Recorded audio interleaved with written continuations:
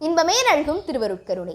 நான் உங்கள் பவதாரணி குணசேகரன். கோவை சிரவையாதீனம் கௌமாரமடாலய பள்ளியில் 12ஆம் வகுப்பு படிக்கின்றேன். கற்க கசடர கற்பவை கற்றபின் நிற்க அதற்கு தகை என்ற வள்ளுவரின் வரிகளை எனக்குள் விதைத்து தேடி படித்து தெளிவடைய வழிகாட்டிய சீர்மிகு சிரவையாதீன குருமகாசினி தானங்களின் பொன்னார் திருவடிகளை மனம் மொழி மெய்களால் நீள நினைந்து வணங்குகின்றேன். நம்ம எல்லாரும் பள்ளிக்கூடத்துக்கு போகிறோம், படிக்கிறோம், தேர்வு எழுதுகிறோம். அந்த தேர்வுக்கு முன்னாடி நிறைய மாதிரி வினாத்தாள்களை எல்லாம் வச்சு பயிற்சி பண்ணிக்கிறோம். ஆனால் முதல்ல இந்த தேர்வு எழுதினவங்களுடைய மனநிலை எப்படி இருக்குன்னு கொஞ்சம் யோசிச்சு பாருங்களேன். எந்த வினாக்கள்லாம் முக்கியமானது, எப்படி வினாக்கள் கேட்பாங்க, எப்படி தேர்வை எழுதணும், எந்த விதமான கணிப்புமே அவங்கக்கிட்ட இருந்திருக்காது. ரொம்ப படபடப்போடு அந்த தேர்வை எழுதியிருப்பாங்க. ஆனால் எழுதி முடிச்சதுக்கு அப்புறம் அவங்க அதிலிருந்து என்ன கற்றுக்கிட்டாங்களோ அதை அடுத்து வர தேர்வர்களுக்கு வழிகாட்டி இருப்பார்கள். அவர்களுக்கு அடுத்து வருகின்றவர்களுக்கு சொல்லிக் கொடுத்திருப்பார்கள். இப்படி வழிகாட்டி இன்னைக்கு நம்மக்கிட்ட நிறைய மாதிரி வினாத்தாள்கள் இருக்கு. ஒரு பாடத்தை படிக்கும் போதே எது முக்கியமான பாடம், எதிலிருந்து வினாக்கள் அதிகமாக கேட்கப்படும்னு எல்லாத்தையும் தெரிஞ்சு வச்சுக்கிறோம். தேர்வையும் சுலபமாக எதிர்கொள்கிறோம். இது போலத்தான் நம்முடைய வாழ்க்கை என்னும் தேர்வில் வெற்றி பெற வேண்டும் என்பதற்காக நம்முடைய முன்னோர்கள் பல்வேறு வழிமுறைகளையும் குறிப்புகளையும் நமக்கு சொல்லி சென்றிருக்கின்றார்கள். அதன்படி வாழ்ந்தோமையாயின் நிச்சயம் நம்முடைய வாழ்க்கை செம்மையாக இருக்கும் என்பதில் எந்த விதமான ஐயப்பாடும் கிடையாது.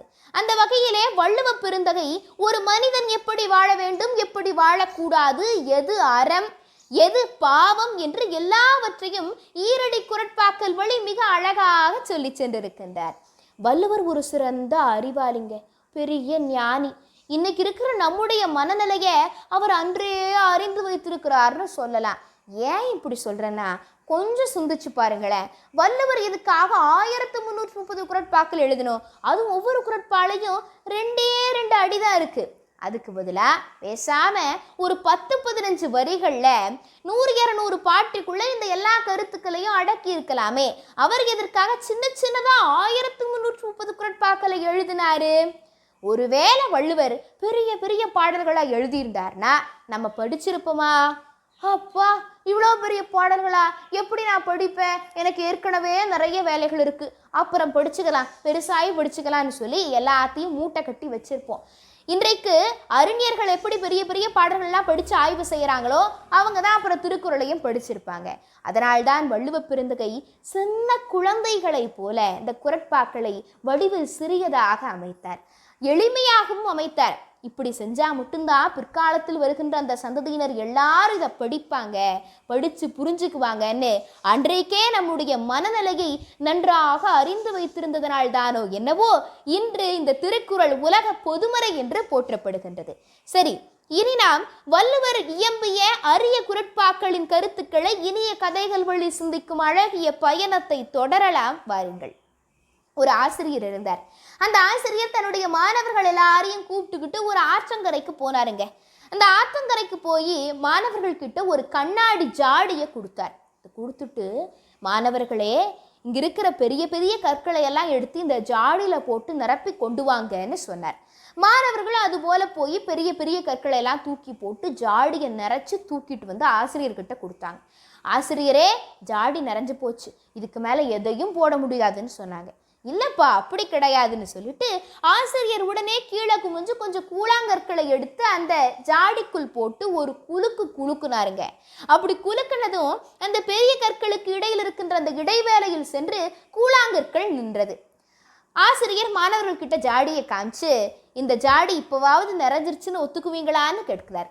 மாணவர்கள், ஆமாங்க ஆசிரியரே, இனி பெரிய கல்லையும் போட முடியாது, சின்ன கல்லையும் போட முடியாது, ஜாடி நிறைஞ்சிருச்சுன்னு சொல்றாங்க. இல்லப்பா அப்படின்னு ஆசிரியர் சொல்லிக்கிட்டு கீழே குமிஞ்சு ஒரு கைப்பிடி அளவு மணலை எடுத்து அந்த ஜாடிக்குள் போட்டு விடுகிறார். அந்த மணலை போட்டுட்டு குலுக்குனதும் அந்த கற்களுக்கு இடையில் இருக்கின்ற இடைவேளையில் சென்று மணல் இறங்கியது. மாணவர்கள் ஆச்சரியப்பட்டார்கள். எப்படி ஆசிரியரேன்னு கேட்டாங்க. ஆசிரியர் அந்த மாணவர்களை பார்த்து, மாணவர்களே, ஒருவேளை முதல்ல பெரிய கற்களை போடாம மணலை போட்டு இந்த ஜாடியை நிறைச்சிருந்தோம்னா பெரிய கற்களுக்கும் கூழாங்கற்களுக்கும் இதில் இடம் இருந்திருக்குமான்னு கேட்கிறார். மாணவர்கள், கண்டிப்பாக இருந்திருக்காத ஆசிரியரேன்னு சொல்ல ஆசிரியர் ஒரு வாழ்க்கை பாடத்தை சொல்லித் தருகிறார். மாணவர்களே, நம்முடைய வாழ்க்கையும் இந்த கண்ணாடி ஜாடியை போன்றதுதான். இதற்குள் நாம் முதலில் பெரிய விஷயங்களை கொண்டு நிரப்ப வேண்டும். இந்த பெரிய கற்கள் நாம் செய்யக்கூடிய அறச்செயல்கள், நாம் கற்கின்ற கல்வி, நாம் இறைவன் பால் செலுத்துகின்ற பக்தி, நம்முடைய உடல் நலம், மனநலம், விருந்தோம்பல், இவை எல்லாவற்றையும் குறிக்கிறது. அந்த சிறிய கூழாங்கற்கள் நம்முடைய செல்வத்தை குறிக்கிறது. இந்த வீடு, வாகனம், சொத்து பொத்து இதெல்லாத்தையும் குறிக்குது. அந்த மணல் பொழுதுபோக்கு, வீண் அரட்டை, இவற்றையெல்லாம் குறிக்கிறது. நம்முடைய வாழ்க்கையில் முதலில் நாம் முக்கியமான செயல்களுக்கு இடம் கொடுக்க வேண்டும். அதன் பிறகு சின்ன சின்ன விஷயங்களுக்கு இடம் இருக்கும். அதற்கு மாறாக அற்பமான காரியங்களுக்கு முதலில் நம்முடைய வாழ்க்கையை அர்ப்பணித்து விட்டோமே ஆயின் முக்கிய செயல்களுக்கு இடம் இல்லாமல் நம்முடைய வாழ்க்கை தடம் மாறி போய்விடும். அதனால் வாழ்க்கை நெறியறிந்து வாழ வேண்டும். வாழ்க்கை நெறியறிந்து வாழ்ந்தோமையாகின் நல்லறம் பெருகி இல்லறம் சிறக்கும். இந்த வையகமும் வானகமும் நம்மை வாழ்த்தும் என்று ஆசிரியர் மாணவர்களுக்கு மிக அருமையாக சொல்லிக் கொடுக்கிறார். இதைத்தான் வள்ளுவ பெருந்தகையும் இல் வாழ்க்கை என்ற அதிகாரத்தில் குறிப்பிடுகிறார். வையத்துள் வாழ்வாங்கு வாழ்பவன் வான் உரையும் தெய்வத்துள் வைக்கப்படும் என்று. அதாவது இந்த உலகத்திலே வாழ வேண்டிய முறைப்படி வாழ்கின்றவன் வான் உலகத்தில் இருக்கின்ற தெய்வத்திற்கு இணையாக வைத்து மதிக்கப்படுவான் என்று வள்ளுவர் சொல்லுகின்றார். வையத்துள் வாழ்வாங்கு வாழ்பவன் வான் உரையும் தெய்வத்துள் வைக்கப்படும். மீண்டும் சந்திப்போம். இன்பமே நல்கும் திருவருட்கருணை.